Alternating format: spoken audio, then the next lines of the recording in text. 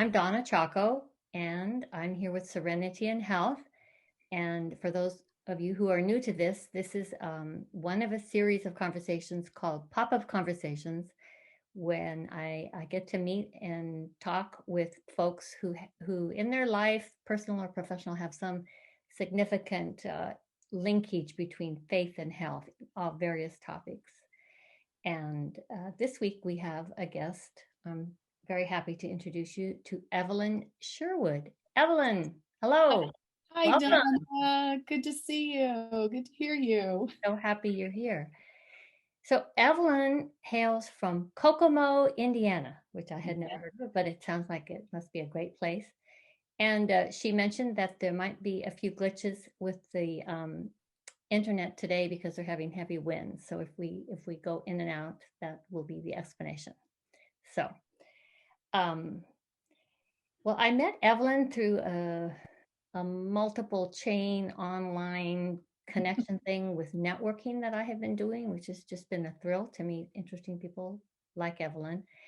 And she has a story of being working in pastoral ministry for many, many years, and is active as a blogger and speaker, sometimes with very large audiences in her ministry.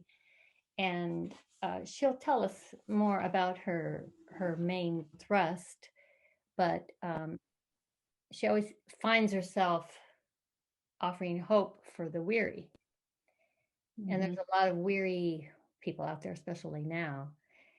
Um, the topic today is moving beyond COVID, because Evelyn is going to share with us about herself and her ministry, but also how both she and her husband ended up very ill with COVID in the hospital at the same time, and how her faith and her recovery were linked, and how that all went down. So, Evelyn, well, Yeah. tell us first about who you are and what you do in Kokomo, Indiana, and just so we get to know you a little bit. All right. Gladly. Well, first of all, let me just say, Donna, thank you for having me here. I'm just so excited to be able to share with everyone just how gracious and faithful God is, no matter what our circumstances and where we are. He meets us where we are. And this is definitely a day where I get to share how he met my husband and I in some very difficult times.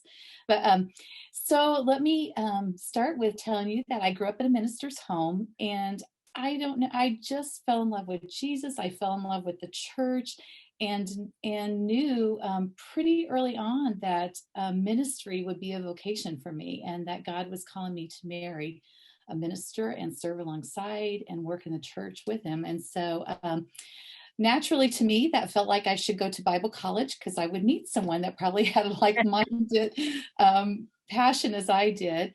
And I did. The college I went to, I met my sweetie there, and we have now been married. This June will be 37 years. Congratulations. Thank you. And it has been quite an adventure. Um, we have two adult married children, and they have blessed us with 8 grandchildren, ages 12 on down. So that Interrupt 1 second. Is that what the 1 through 8 behind you are? I've been studying those pictures. actually, yes, it is. Oh, When cool. the grandkids come, they each have their own hook to put their backpacks and their coats and everything. I've done a lot of work around the house to let them know they're very welcome here, and this me casa you casa kind of thing. That's So wonderful. They're lucky grandkids to have you. yeah, and we are so blessed by them and the joy that they bring. Um, so yeah, my husband and I have actually been in ministry ever since we got married. We both have just been, whether it was we were youth pastors or we've been children's pastors, we've been associate pastors.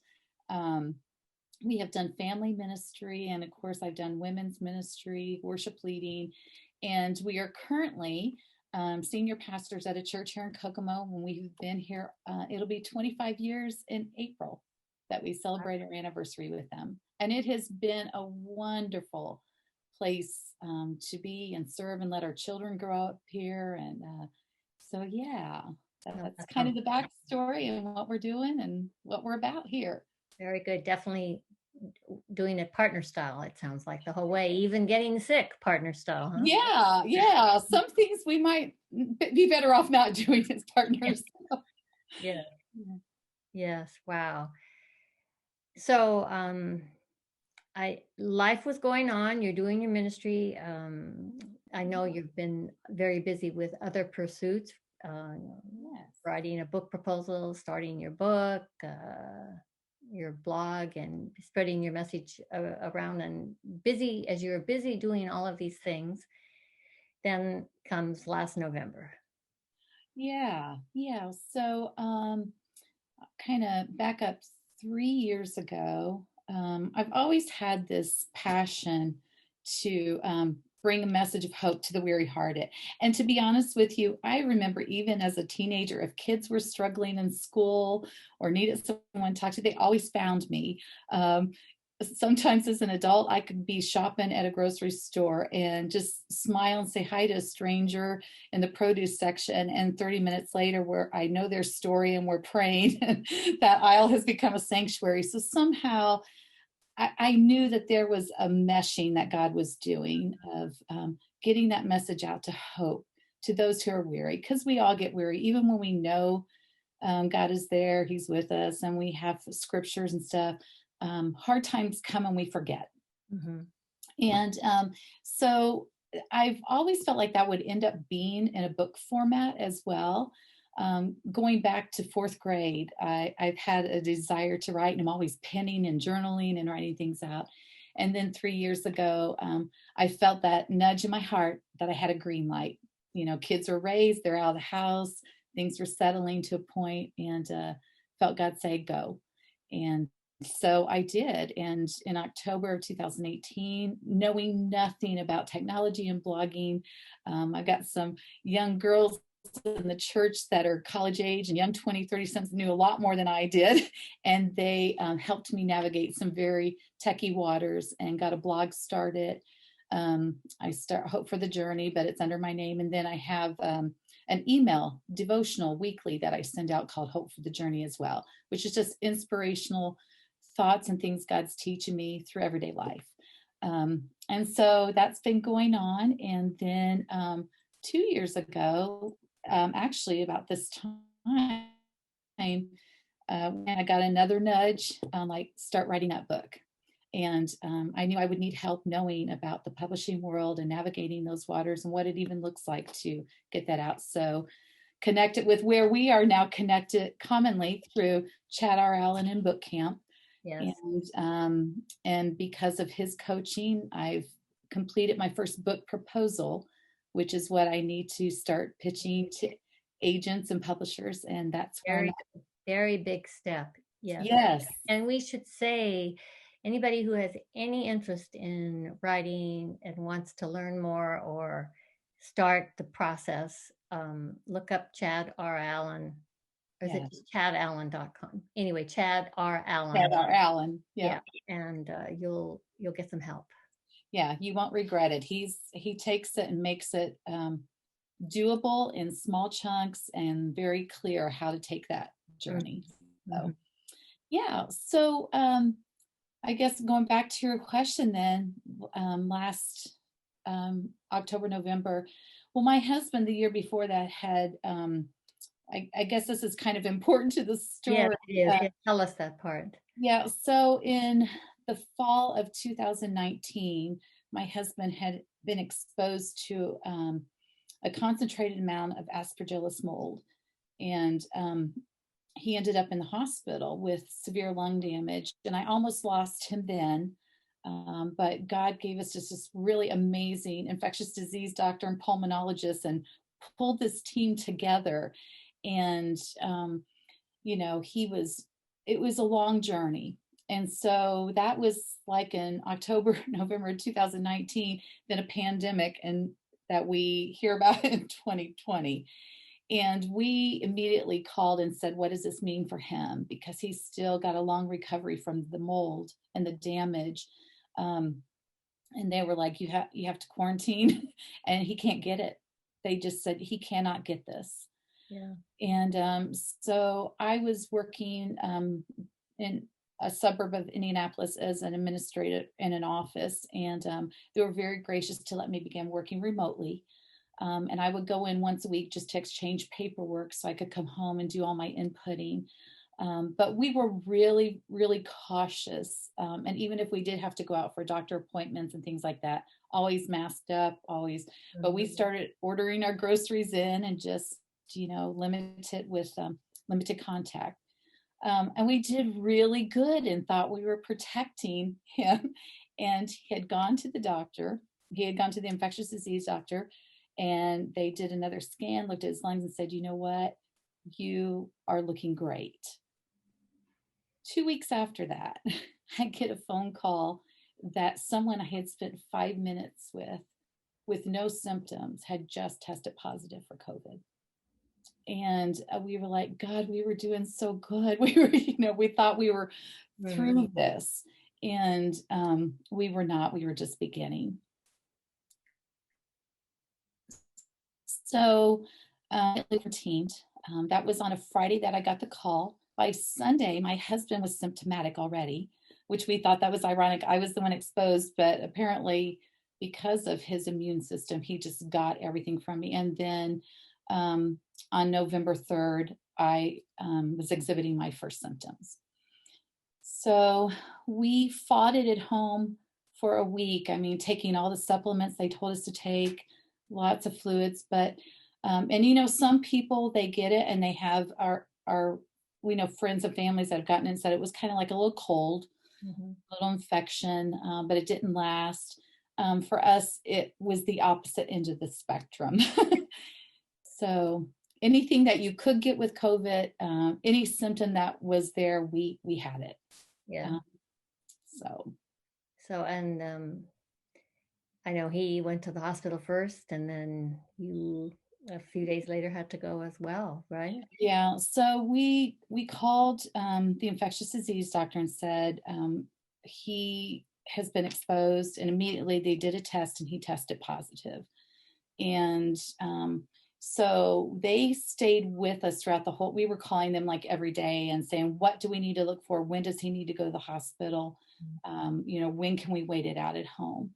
And so he had already been he got it on Sunday. By Wednesday, he was at the emergency room the first time. And then they sent him home with some other things.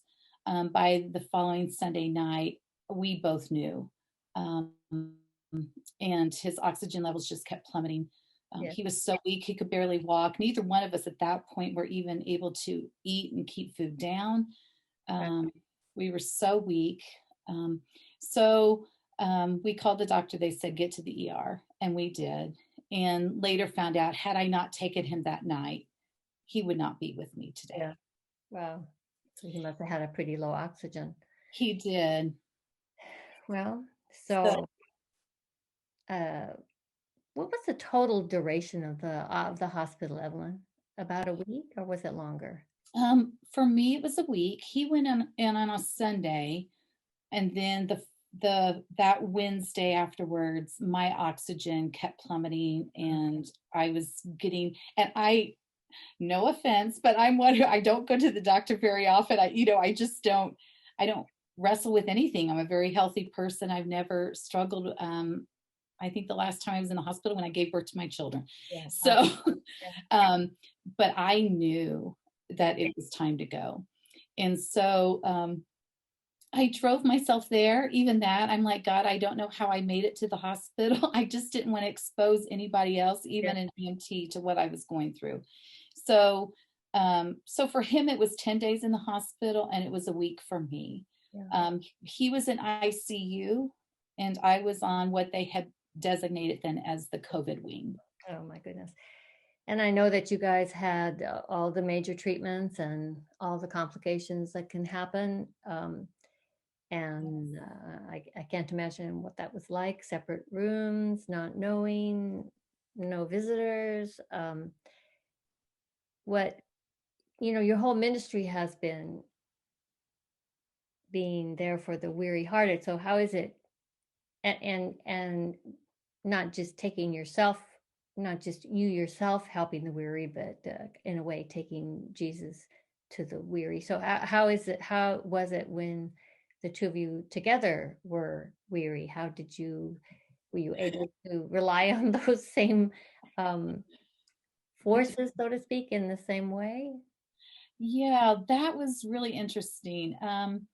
I just remember dropping him off at the ER and watching him walk that long corridor Yeah, into the hospital and sitting there sobbing, wondering, God, will I see him again?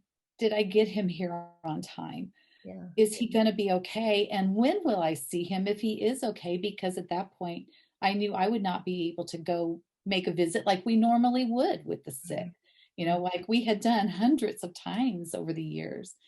Um, and so then when, a few days later, I'm pulling in and I'm walking the long corridor, and I'm going, God, how are we going to do this? I don't know. And I think at that point though, we were both so weak that things that I would normally try to process through and try to figure out um, became these prayers that were just tears or silent whispers in my heart because it was exhausting to even talk. mhm. So my prayers became, God, help. I don't know what to do, God. I don't know what the end of it is. And I remember there was a pivotal moment, though, between dropping my husband off and me going to the hospital. After I dropped him off, I pulled into the drive, and there was a song by, I think it was Mercy Me playing on the radio called Even If. Mhm. And the song is like, even, let's see, let me go back. I think I wrote it down because I figured I'd forget it. I know you're able. I know you can. Save through the fire with your loving hands. But even if you don't, my hope is you alone. Because Ooh, I was at this questioning with God, like, God, did I get him here? Is he going to make it, Lord? Please. Like in my heart, I was just bursting with pleas and pleads to God. And I sat in the car with my head slumped over the steering wheel, eyes streaming down my face, just crying out. And then this song plays. And I hear God speak in my heart, not audible, but in my heart, I heard, if I don't, Ev, will you still love me? Will you oh, still worship me?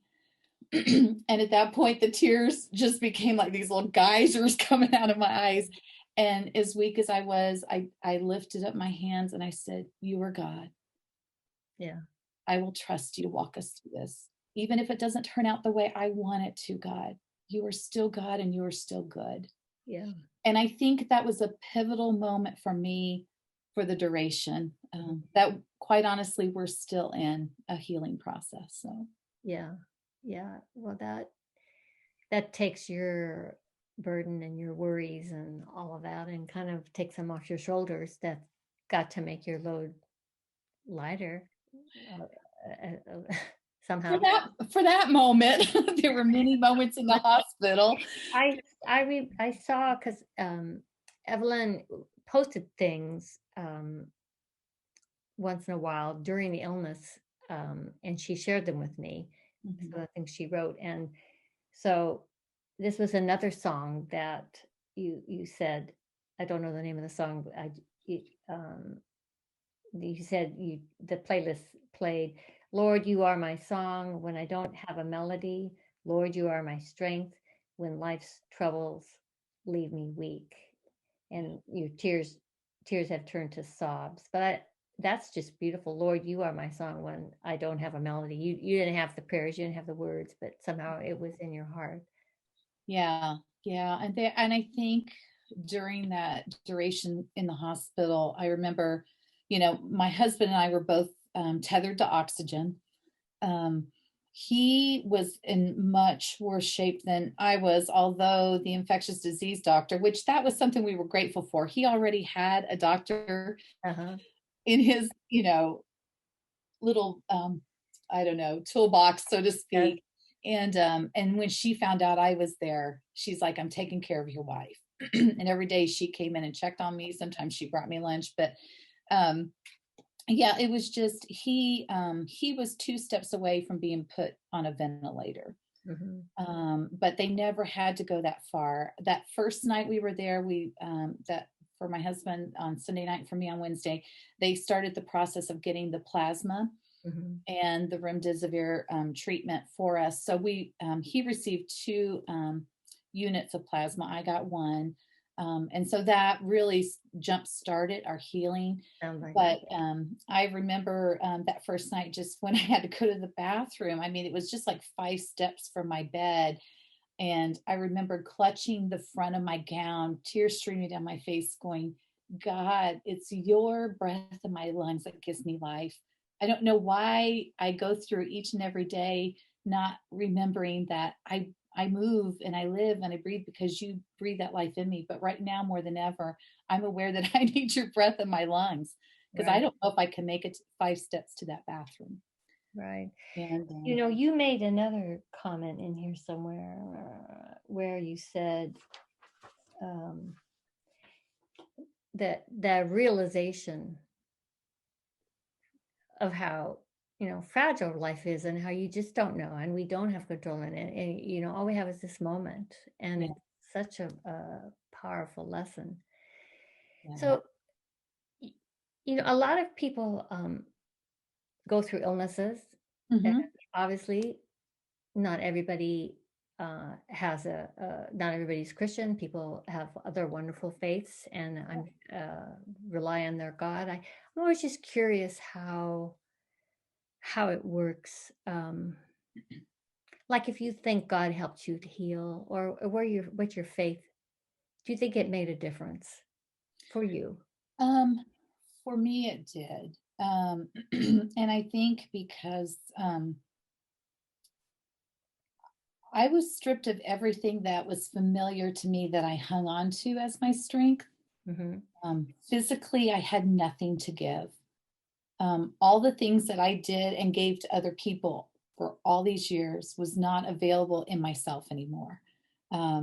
Like, for me to do it, my husband couldn't do it. And so that, I think when you're stripped of everything that is familiar, everything you realize what you truly believe. And for me, it went back to, God, you're the only one who's been with me through everything I've ever faced, all my joys, all my sorrows, the loss of my mom, a few years back, and helping my dad through some congestive heart failure stuff, and he's still in the middle of that as well. So we've seen a lot of suffering in our life, but God has been the one constant. And I knew that that's where my faith lies. And so I dug back into his word, and said, God, honestly, this isn't what I would have chosen for my life, but it's where I'm finding you at a deeper place. And because of that, I will walk this road with you hand in hand. And the days that I can't even walk it, you will carry me. And I found him to be the Prince of Peace that he says he is. That's right. So, yeah. Well, there's a lot written by scientists as they study factors that predict better health in populations. And participation in a faith or a church is one of those factors that overall tends to predict for better health. And some of that's God, but another part that then I know you experience it from reading some of your stuff is just that the community. Now, you can have a community other than a church community, but that sense of a faith-based church community must have just been amazingly therapeutic for you. Yes. And actually, I made a note to acknowledge that as you and I talked, because there were so many times like I said, we knew there was nothing. I couldn't read. It was exhausting. I couldn't pray. It was exhausting. But then I would get a text. So just a scripture verse that someone had said, I thought this might encourage you. And someone else would send me a link to some of those songs that I hum to. Other people would just send a picture, or a word of encouragement or just a thought about you. And it goes back to, there is a passage in Proverbs that says, anxiety to a man's heart weighs him down, Mm, but a good word makes him glad. yeah. And so what I have done and what I've started since I've been home is I got a journal, and it's my remembrance journal or gratitude journal, whatever you want to call.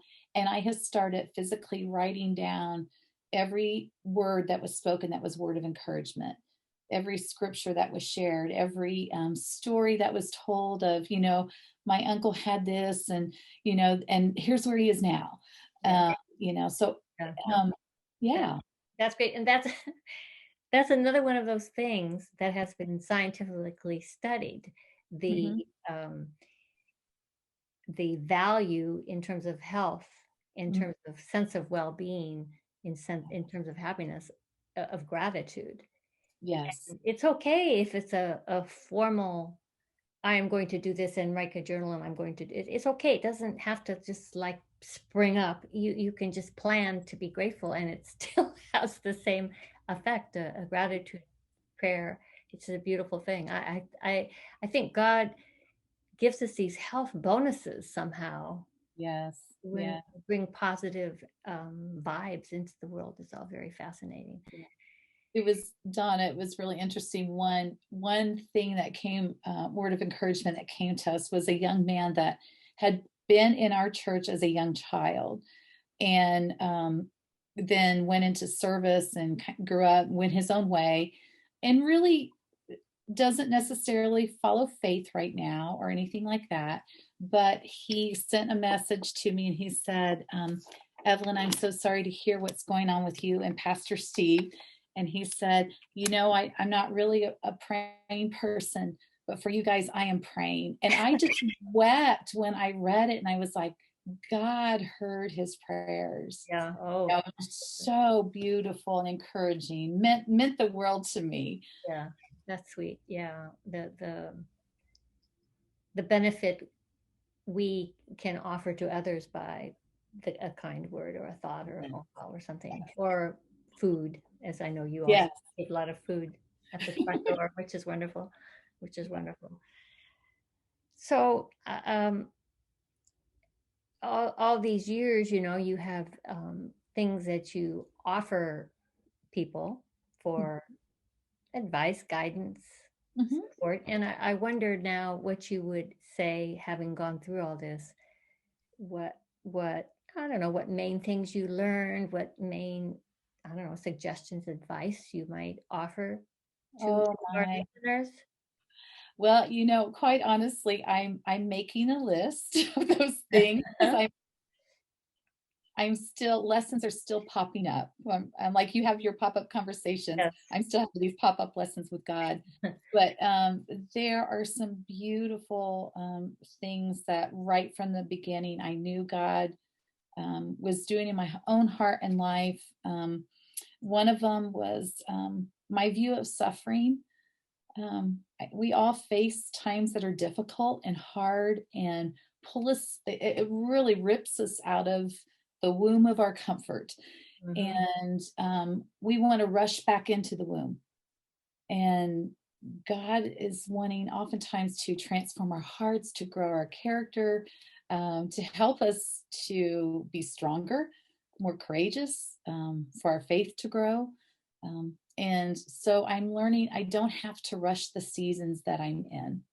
Yeah, I like that. You don't have to rush the season that you're in. Yes. Yeah, I can sit with them even though they're uncomfortable because I know who sits with me, Mhm. and just to let it do its work in us. Mm. Farmers and stuff, they have their seasons of tilling the ground, planting, and they can't rush any of them because their crops, it will impact how the fruit of what they're planting. Right. So that would be one thing. The other thing is, and I this is a lesson I just wrestled with yesterday. Um, I was because of COVID. I am battling blood clots in my lungs. I'm taking medicine for it. 2 months after being out of the hospital, I had a massive hair loss. So my beautiful full curly locks have gone to fine thin wispies right now. Doable, but for it's important to me. My hair's always been an issue. My best friends will tell you how I feel about my curly hair. Um, Your hair is beautiful. It still looks fine, but oh, I know what you're talking about from those other pictures. well, Curly, full. yes. Um, so I was kind of wrestling with that, going, God, I just, and the energy. I want to be able to play with my grandkids like I have in the past. I mean, we run and hike and are very physical. And so many of those things are not there in my life yet. And then God was just reminding me though where I've come from. 3 weeks ago, I was not able to do long walks or anything like that. Now my doctor's given me the okay to do more concentrated walks, and I'm up to a mile, and I'm like, oh, that's improvement. So my tip would be, don't get stuck and begrudging where you're not. Make sure you offer gratitude for where you've come from. Mhm. And where you're heading, because you're not there yet, but you're getting there. Every step matters, as Chad often tells us Yes. in boot camp. So I think those are some really important lessons that I'm learning, and also the importance of rest.